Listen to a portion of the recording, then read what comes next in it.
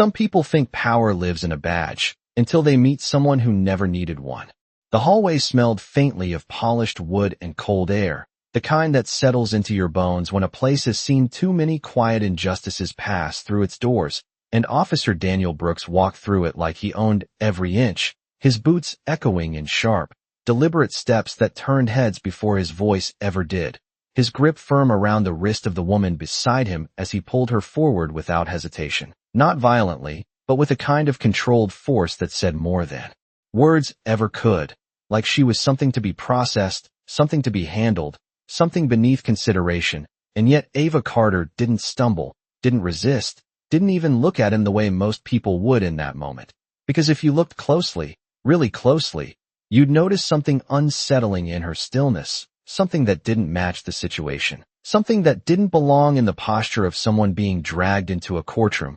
Her shoulders relaxed, her gaze steady, her breathing even as the heavy double doors loomed ahead, and around them the murmurs began, low at first, then rising just enough to form that familiar undercurrent of judgment that fills public spaces when people think they understand a story without hearing a word, and Brooks fed off it, his voice cutting through the tension with a sharp edge of authority, saying just loud enough for others to hear that he'd caught her trying to interfere with an ongoing case, that she didn't belong here, that people like her always tried to slip through cracks they didn't deserve, and a few quiet chuckles followed, not loud, not bold, just enough to confirm what the room had already decided before she even stepped inside, and for a moment, just a moment, you might expect her to react, to defend herself, to say something that would shift the balance even slightly, but she didn't. She simply lifted her eyes toward the courtroom doors as they opened, the bright fluorescent lights spilling out like a stage waiting for a performance no one realized they were about to witness. And as they crossed the threshold, the atmosphere changed, not dramatically, not in a way anyone could point to, but in that subtle, almost invisible way where something feels off before anyone can explain why. The room already half full, lawyers shuffling papers, a clerk adjusting files, a few spectators leaning forward with curiosity sharpened by boredom, and Brooks walked her straight down the center aisle as if making a statement, as if every step was proof of his control, his certainty, his version of the truth. And then, just as they reached the front, just before he spoke again, Ava finally said something, her voice calm, low, and steady enough that it didn't need to be loud to be heard. You might want to remember this moment. And it wasn't a threat, it wasn't anger, it was something else entirely, something that didn't fit the script he had already written in his head, and for the briefest second, something flickered across his face. Not doubt, not yet, but the smallest crack in certainty, gone as quickly as it came, replaced by that same confident smirk as he gestured toward the empty space ahead, completely unaware that the story he thought he was controlling had already begun to turn, and that in a matter of moments, everything he believed about power, about authority, about who belonged in that room, was about to be rewritten. The room settled into that uneasy quiet that only a courtroom knows, where every movement feels louder than it should, and every whisper carries farther than intended. And Officer Daniel Brooks stepped forward with the confidence of a man who had done this 100 times before, his voice firm, measured, almost rehearsed as he began to explain why Ava Carter had been brought in, framing the situation in a way that painted him as the one maintaining order, the one protecting the system, while she stood beside him without interruption, her hands resting calmly at her sides, her eyes scanning the room not in fear, but in observation, as if she were taking note of every detail, every face, every reaction, and that alone created a tension no one could quite explain, because it did not match what they expected to see. And somewhere in the back row a man leaned toward another and muttered something under his breath. A quiet assumption formed from nothing more than appearance, and it spread. The way these things always do, silently, subtly, reinforcing what people thought they already knew, while Brooks continued, his tone sharpening just enough to remind everyone who held authority in that moment, emphasizing that she had interfered with an active legal process, that she had refused to comply, that bringing her here was not just appropriate, but necessary, and each word landed cleanly, confidently, building a version of reality that sounded complete, that sounded convincing, until you looked at her and realized she had not once tried to interrupt it, not once tried to correct him. And that was what began to unsettle the room. Because silence like that was not submission, it was something else, something patient, something deliberate. And as the clerk shuffled a stack of documents near the bench, their hands hesitated for a fraction of a second, their eyes flicking toward Ava before quickly returning to the papers, as if they had recognized something they were not yet ready to acknowledge. And Brooks noticed it too, even if he did not fully understand it. A slight tightening in his jaw, a pause that lasted just a second too long before he cleared his throat, and continued, louder now, more assertive, as if volume alone could erase whatever doubt had begun to form in the air. And then, just as he finished, just as the room seemed to hold its breath waiting for the next step, Ava shifted, not dramatically, not in a way that demanded attention, but enough that it drew every eye without her asking for it. Her posture unchanged, her expression calm, and she took a single step forward, her gaze lifting toward the empty judge's bench with a familiarity that did not belong to someone standing where she stood. And for a brief moment the room felt suspended, like time had stretched just enough for something unspoken to settle into place. And then she spoke again, her voice steady, carrying across the room without force. "Are we ready to begin?" And it was not a question asked in uncertainty. It was a statement wrapped in calm expectation, and that was when the shift became undeniable, when the quiet tension that had been building beneath the surface finally surfaced, because in that instant, people began to realize that something about this moment was not unfolding the way it was supposed to, and whatever certainty Officer Brooks had walked in with was beginning to slip, not loudly, not dramatically, but in the most dangerous way possible, quietly, where no one could stop it once it started. For a moment no one moved. Not the clerk, not the attorneys, not even the spectators who had been so quick to whisper just seconds ago, because something in Ava Carter's tone had shifted the gravity of the room in a way that did not require explanation, and Officer Daniel Brooks felt it before he could understand it. That subtle tightening in the air, like pressure building before a storm that had not yet been named. And he let out a short breath through his nose, almost a quiet laugh, shaking his head as if to dismiss what he had just heard, because in his world things followed a clear order, a predictable structure, and this moment did not fit anywhere inside it. So he did what he had always done when something challenged that structure. He pushed back, stepping forward again, his voice cutting sharper now, louder. "You do not get to decide when anything begins in here."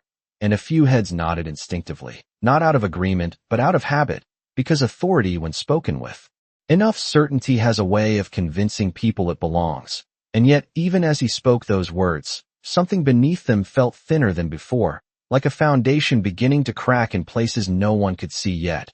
And Ava did not argue, did not raise her voice, did not match his energy in any way. Instead, she simply turned her head slightly toward the clerk's desk, her eyes meeting the young woman standing there. And for a split second the clerk froze, her fingers still resting on a stack of documents she had not yet placed, her breath catching just enough to betray recognition, real recognition, the kind that comes not from rumor or assumption but from knowing. And she quickly looked away, but it was too late. The hesitation had already been seen, felt, absorbed by the room like a quiet signal that something was unfolding beyond what anyone had prepared for. And Brooks noticed it now more clearly, his confidence shifting into something tighter, more controlled, as he followed Ava's gaze and then looked back at her, searching for something he could define, something he could challenge, but all he found was the same calm expression, unchanged, unshaken, and that calm was beginning to feel less like composure and more like certainty, and certainty in the wrong place at the wrong time can be deeply unsettling. And somewhere behind them a door opened softly, not with force, not with announcement, just the quiet sound of hinges moving. But in the stillness of that room it might as well have been thunder, because every head turned at once, every conversation died instantly, and the bailiff near the front straightened without being told, his posture shifting as if responding to something ingrained, something automatic, and the clerk's voice followed, slightly, delayed but unmistakable, clear and formal. "All rise." And the words moved through the room like a command that no one questioned. Chairs scraped lightly against the floor, bodies stood, eyes fixed forward, and Brooks turned as well, instinct taking over before thought could catch up, because that is what you do when those words are spoken. You stand, You wait. You acknowledge the authority about to enter. And for a fraction of a second, everything aligned again. Everything made sense. This was the moment the judge would walk in, restore order, confirm his position, reinforce the structure he trusted. And yet the doorway remained empty. No figure stepping through, no robe, no movement to match the expectation that had just been created, and confusion flickered across a few faces, subtle but present. And then, without urgency, without announcement, Ava moved, not toward the exit, not away from the front, but forward, past the space where she had been standing, her steps measured, unhurried, each one landing with a quiet confidence that no longer needed to be hidden. And as she passed Brooks, she did not look at him, did not acknowledge him, as if in that moment he no longer occupied the same level of importance he believed he held. And that was when the shift completed, not in a single dramatic instant, but in a series of realizations that hit one after another, the clerk lowering her eyes, the bailiff stepping aside without being told, the attorneys exchanging quick glances they could not explain, and Brooks standing there, still, watching as Ava Carter approached the bench not like someone out of place, but like someone returning to where she had always belonged. And for the first time since he had taken hold of her wrist in that hallway, he felt something he had not anticipated, not fear, not yet, but the unmistakable awareness that the moment she had told him to remember had already arrived. The sound of her steps against the polished floor was soft, controlled, and yet it carried through the room with a weight that no raised voice could match. Each footfall closing the distance between where she had been placed and where she truly belonged. And as Ava Carter reached the bench, she did not hesitate, did not pause for permission, because none was needed. Her hand resting briefly against the edge as she turned and took her seat with the same calm precision she had carried from the moment she entered. And in that instant the room shifted completely, not in noise but in understanding, because what had been uncertain just seconds ago was now undeniable, and the silence that followed was no longer filled with judgment, but with realization, heavy and unspoken. And the clerk, who had hesitated before, now moved with clarity, her voice steady as she repeated, "Court is now in session." And this time there was no delay, no confusion, only structure snapping back into place around the truth that had just revealed itself. And Officer Daniel Brooks remained standing where he was, his body rigid, his mind racing to catch up with what his eyes were telling him, because everything about the situation contradicted what he believed to be possible. And yet there she was, seated above him, not as an exception, not as a mistake, but as authority itself, and for the first time since the hallway. His certainty fractured in a way he could not immediately repair, his voice no longer ready, no longer sharp, caught somewhere between disbelief and the need to regain control. This is not, he started, but the words failed him before they could fully form, because there was nothing he could say that would rewrite what had already happened, and Ava did not interrupt him, did not raise her voice to silence him. She simply looked at him, her gaze level, composed, and unwavering, and when she spoke, her tone was neither harsh nor emotional, but firm in a way that left no room for argument. "Officer Brooks, you brought this case before the court, so let us proceed with clarity." And that was all it took, not a reprimand, not an accusation, just a simple redirection that placed him exactly where he now stood within the structure he thought he controlled. And the attorneys at the side exchanged brief glances, their earlier indifference replaced with alert attention, because they understood what this meant even if Brooks had not fully accepted it yet.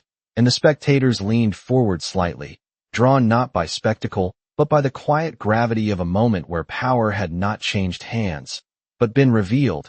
And Brooks swallowed, the motion subtle but visible, his shoulders tightening as he attempted to gather himself, to rebuild the authority he had carried so easily just minutes before.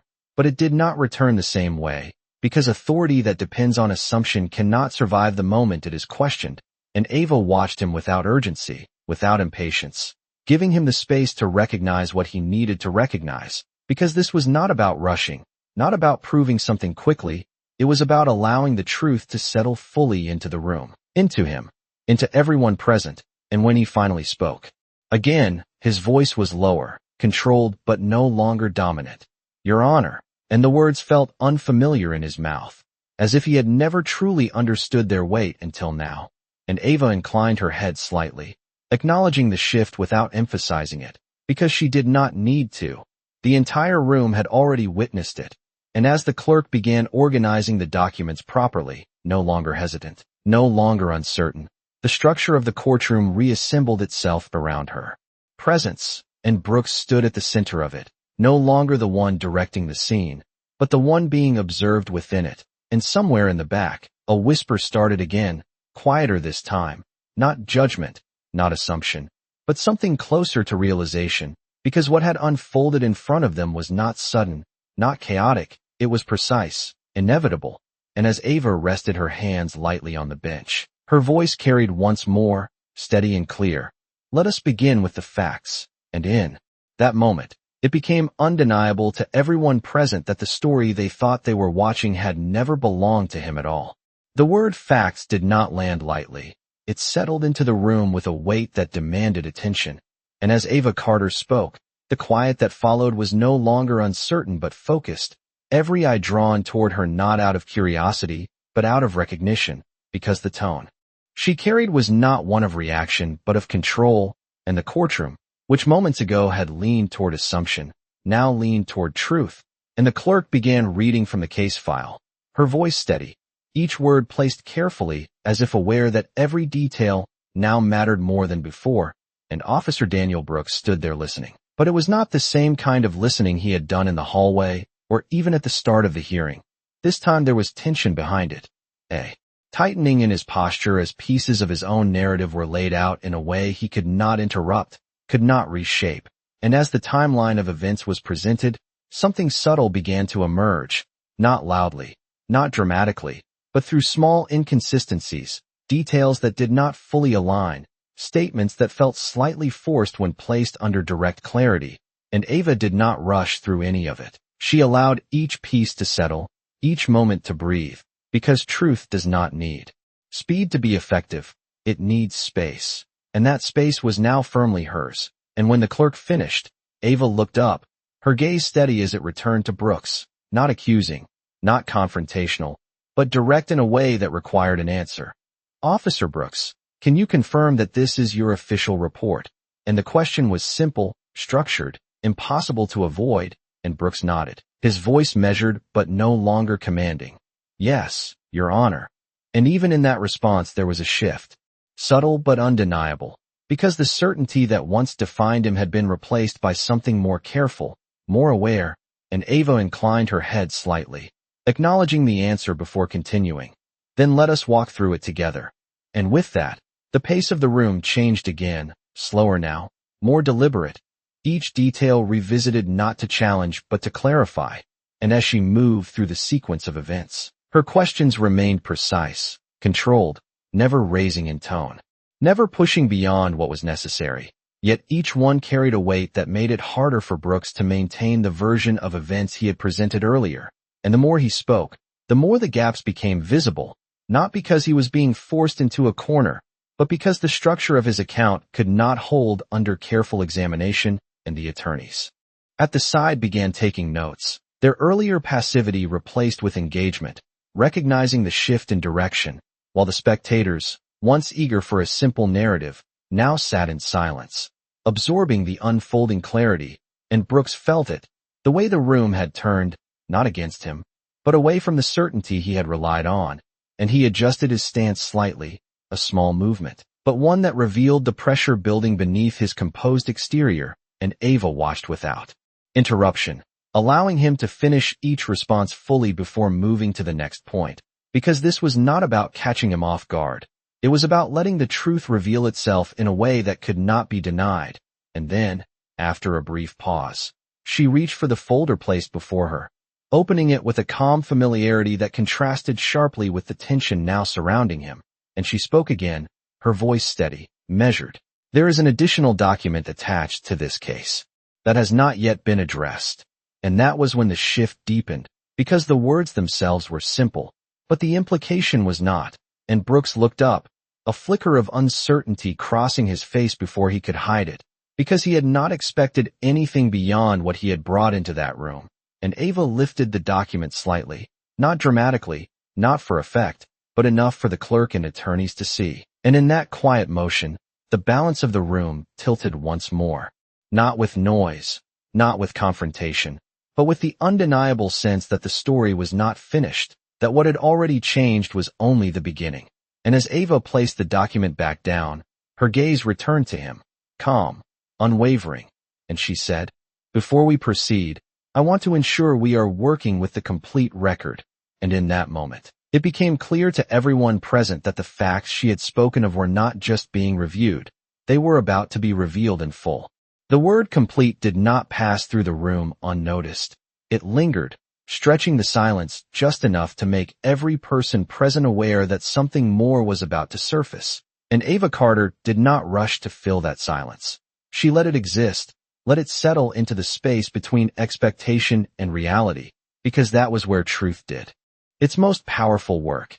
And as her hand rested lightly on the document in front of her, the faint sound of paper shifting seemed louder than it should have been, drawing attention not to the motion itself, but to what it represented, and Officer Daniel Brooks felt it immediately, that subtle shift from control to exposure, a transition he had not prepared for. His eyes fixed on the folder, as if looking long enough might reveal what he had missed, and for the first time since the hearing began. He did not speak right away, because whatever confidence he had built earlier was now competing with something else. Something quieter, but far more dangerous, uncertainty. And Ava lifted the document slowly, not for dramatic effect, not to command attention, but because it was simply the next step, the natural progression of a process that had already begun. And when she handed it to the clerk, her voice remained steady. "Please read the supplemental record into the court." And the clerk hesitated only for a fraction of a second before taking it. Her earlier uncertainty replaced with a clarity that mirrored the shift in the room, and as she began to read, the tone of her voice carried a different weight now, not just procedural, but precise, each word forming a clearer picture of events that extended beyond what had been presented. And Brooks listened. But this time his posture changed in a way that could not be hidden, his shoulders slightly drawn in, his stance less anchored. Because the details being read were not entirely unfamiliar. Yet the way they were being presented made them feel different, connected in ways he had not accounted for. And as the timeline expanded, new elements came into focus, small at first, easily overlooked on their own. But when placed together, they formed a pattern that was harder to ignore, a sequence of actions that suggested more than simple oversight. And the attorneys leaned in, their pens moving quickly now, capturing each detail.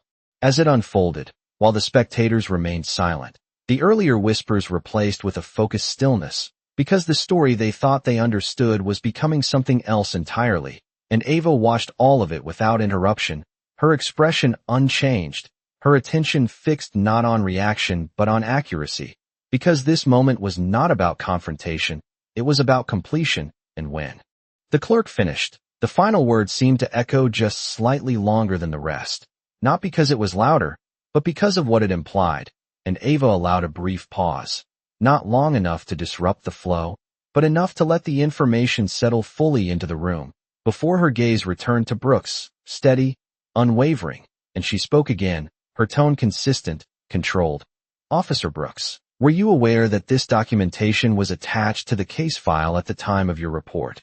And the question landed differently than the ones before, not because it was more aggressive, but because it pointed directly at the space between what was known and what had been presented. And Brooks inhaled slowly, the movement subtle but visible, his mind working through the implications, because any answer he gave now would not exist in isolation. It would be measured against what had just been read, against the structure that was no longer his to define. And for a moment, just a moment, he seemed to search for the same certainty he had carried earlier, but it did not come back the same way. And when he finally spoke, his voice was controlled but quieter. I did not include that in my report." And the admission, simple as it was, shifted the weight of the room again, not dramatically, not with noise or reaction, but with understanding, because now the gap was no longer implied, it was confirmed. And Ava inclined her head slightly, acknowledging the answer without judgment, because she did not need to emphasize what had already become clear. And as she placed her hands back on the bench, her voice carried once more, steady and precise. "Then let us take a moment to understand why And in that moment, the process moved beyond presentation and into revelation, not forced, not rushed, but unfolding exactly as it was meant to, with the truth no longer hidden in fragments, but beginning to stand on its own. The question did not demand an answer quickly. It demanded an honest one, and that difference settled heavily in the space between them as Officer Daniel Brooks stood there, no longer positioned as the voice of authority, but as the subject of it. His earlier confidence now replaced by a careful stillness, the kind that comes when every word carries consequence. And Ava Carter did not rush him. She did not press or repeat herself. She simply waited, her gaze steady, giving him the space to confront what had already begun to unfold. And that silence, that deliberate pause, was more powerful than any raised voice could have been, because it left no place to hide, no distraction to lean on, only the truth sitting quietly, waiting to be acknowledged. And Brooks shifted his weight slightly, a small adjustment that revealed more than he intended, his eyes flicking briefly toward the document before returning to the bench, as if searching for something that might ground him again. But the structure he relied on was no longer his to control, and when he finally spoke, his voice was measured, slower now, each word chosen with care. I did not believe it was relevant at the time, and the statement hung in the air, not as a defense, but as an explanation that immediately invited deeper examination. And Ava inclined her head slightly, not in agreement, but in acknowledgement, as if to say that the answer had been heard. And then she followed with a question that did not raise in tone, but sharpened in focus. Can you clarify what led you to that determination? And it was not confrontational, not accusatory, but it required more than a surface response. It required reasoning, and Brooks felt it, the shift from simple answers to accountable ones, his posture tightening again as he considered how to respond, because this was no longer about maintaining control of a narrative. It was about justifying the decisions within it, and the room leaned in, not physically, but in attention, every person present now fully engaged in a process that had moved beyond assumption and into clarity. And Brooks spoke again, slower this time. The primary report reflected the immediate situation as I understood it. And even as he said it, there was a subtle hesitation, not in the words themselves, but in the space between them, a recognition that what he had understood might not have been complete, and Ava allowed that moment to settle before continuing, her voice steady. And the supplemental documentation, did it provide additional context to that situation? And the question was simple, direct, impossible to sidestep without revealing more than intended.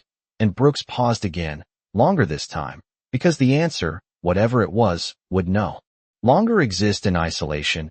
It would connect directly to the gap that had already been established. And when he finally responded, the certainty was gone, replaced with something more careful, more exposed. Yes, it did. And that admission, quiet as it was, carried more weight than anything he had said before, because it confirmed not just the presence of additional information, but the decision to exclude it. And the room felt it, that subtle but undeniable shift, as understanding deepened from possibility into fact. And Ava did not react emotionally, did not press harder or raise her voice. She simply continued, her tone unchanged. So to be clear, your official report did not include information that you acknowledge provided additional context. And the clarity of the statement left no room for misinterpretation, no space for ambiguity. And Brooks nodded, the movement small but definitive. That is correct, Your Honor. And for a moment, the room was completely still, not with tension, but with recognition, because what had been unfolding piece by piece was now fully visible, not through accusation, not through force, but through the simple act of allowing the truth to speak for itself. And Ava rested her hands lightly on the bench, her posture unchanged, her presence steady, as she allowed that realization to settle across everyone present. And then, after a brief pause, she spoke again, her voice calm but carrying a deeper weight now than the question before this. Court is not only what occurred, but how it was presented. And with that, the focus of the room shifted once more, moving beyond the events themselves and into the decisions that shaped their understanding. And in that moment, it became clear that this was no longer just a review of facts. It was an examination of responsibility, unfolding with a precision that could not be interrupted, only witnessed. The word responsibility did not echo. It settled, heavy and undeniable, pressing into the stillness of the courtroom as Ava Carter allowed the weight of it to fully take hold. And for the first time since the proceedings began, there was no need to guide the room forward because the direction had already become clear, and Officer Daniel Brooks felt it in a way that could not be ignored, not as a sudden realization, but as a gradual shift that had been building from the moment she stepped onto the bench, and now it stood in front of him fully formed, leaving no space for the version of events he had relied on before, and Ava leaned forward slightly, not as a sign of pressure but of focus, her voice calm, yet carrying a deeper clarity. Officer Brooks, when information is omitted from an official report, it does not simply disappear, it changes the understanding of what is presented. And her words were not sharp, not accusatory, but precise, each one placed with intention, and Brooks stood there, absorbing it, because this was no longer about a single decision, it was about the impact of that decision, and he nodded faintly, the movement restrained but genuine. Yes, Your Honor. And even that acknowledgement carried a different tone now, stripped of resistance, grounded in recognition, and Ava continued, her gaze steady. And when that understanding is incomplete, the conclusions drawn from it are also affected, and the room followed her reasoning without interruption, the attorneys now fully attentive, the clerk poised, the spectators silent in a way that reflected not curiosity but awareness, because this was no longer a moment of uncertainty. It was a moment of alignment, where facts, context, and accountability were coming together in a way that could not be separated again, and Brooks exhaled slowly, the tension in his posture easing not because the situation had lessened, but because the need to defend it had, replaced by something more grounded, and Ava allowed that shift. She did not rush to finalize it. She let it settle, because acknowledgement, when it comes without force, carries more weight than any imposed conclusion. And then she spoke again, her tone consistent. This court is not here to assume intent, but it is here to ensure that what is presented reflects the full and accurate record. And the distinction mattered. It separated judgment from clarity, accusation from accountability, and Brooks listened, not as someone being challenged, but as someone being guided through a process he had not fully considered before, and the room felt it. That subtle but profound transition from confrontation to understanding, and Ava reached for the document once more, not to introduce something new, but to anchor what had already been revealed, her fingers resting lightly on the page as she looked up again. Based on the complete record, there are discrepancies that require formal review. And the words did not rise in volume, but they carried finality, not as an ending, but as a turning point, and Brooks straightened slightly, not in defiance, but in acceptance of what that meant, because the process had moved beyond explanation, beyond clarification, and into action, and Ava continued, her voice steady. As such, this matter will be referred for internal evaluation to ensure that all procedures were followed appropriately. And with that, the structure of the courtroom held, firm around the decision, not shaken, not disrupted, but reinforced by the clarity that had been established, and Brooks nodded again, this time without hesitation, because there was nothing left to contest, nothing left to reshape, only the recognition of what had unfolded, and Ava allowed a brief pause, not to emphasize the outcome, but to acknowledge the process that had led to it, before she added, until that review is complete, any actions based on the incomplete report are to be reconsidered in light of the full record, and the statement closed the gap that had once existed between assumption and truth, not with force, but with precision, and as the clerk began to document the decision, the quiet sound of typing marked the moment in a way that words no longer needed to, and Brooks remained where he stood, no longer at the center of control, but within a system that had reasserted its purpose. And Ava sat steady at the bench, her presence unchanged, because nothing about her authority had shifted, it had only been revealed, and in that stillness, the room understood something it had not at the beginning. That power does not always announce itself loudly. Sometimes it waits, patient and certain, until the moment it is needed, and when it does not need to prove anything at all. The sound of keys tapping softly against a keyboard carried through the room as the clerk finalized the record. each stroke marking the conclusion of something that had begun long before anyone realized it. And Ava Carter remained seated at the bench, her posture unchanged, her presence steady, not elevated by the outcome, but grounded in it. Because this moment was never about rising above anyone. It was about restoring balance where it had quietly slipped, and Officer Daniel Brooks stood still. For a second longer than necessary, as if adjusting to a reality that had shifted without force, without spectacle, but with a clarity he could no longer ignore. And when he finally moved, it was not with the same certainty he had carried into the room, but with a measured awareness, his steps slower, more deliberate, as he turned slightly, no longer at the center of attention, but still fully aware of every eye that had followed the transformation of this moment. And yet those eyes were different now, no longer filled with assumption or quiet judgment, but with something closer to understanding, because what they had witnessed was not a confrontation, not a dramatic reversal, but a process unfolding exactly as it should have, guided by patience, by precision, by truth that did not need to be forced into the light. And as Brooks glanced briefly toward the bench, his expression was not one of defeat, but of recognition. The kind that comes when a person realizes that authority is not defined by volume or position, but by responsibility and accuracy.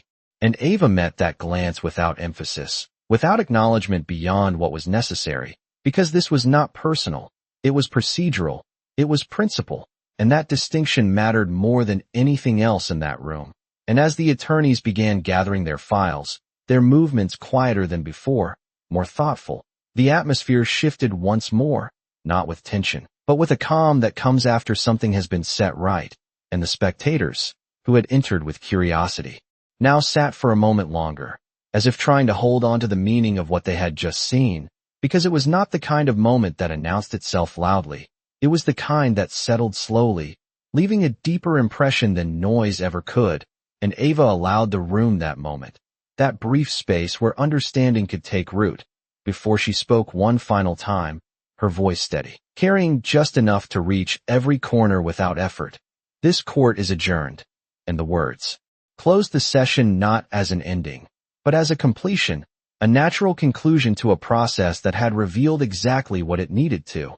And as the room began to move again, chairs shifting, footsteps echoing softly, conversations returning in low tones, the structure of the courtroom remained intact, not changed, but reaffirmed, and Brooks walked toward the exit with a different pace than before, not hurried, not resistant, but thoughtful, carrying with him something that would not be written in any report, something that did not need documentation to exist. And Ava remained at the bench for a moment longer, her gaze steady, her expression calm, because she had not stepped into power that day. She had simply allowed it to be seen, and as she finally rose, the quiet authority she carried did not follow her out of the room. It stayed, woven into the space itself, a reminder that justice does not always arrive with noise or force. Sometimes it arrives with patience, with clarity, with a single moment where everything aligns, and in that alignment, the truth does not need to fight to be heard. It simply stands, undeniable, exactly where it has always belonged.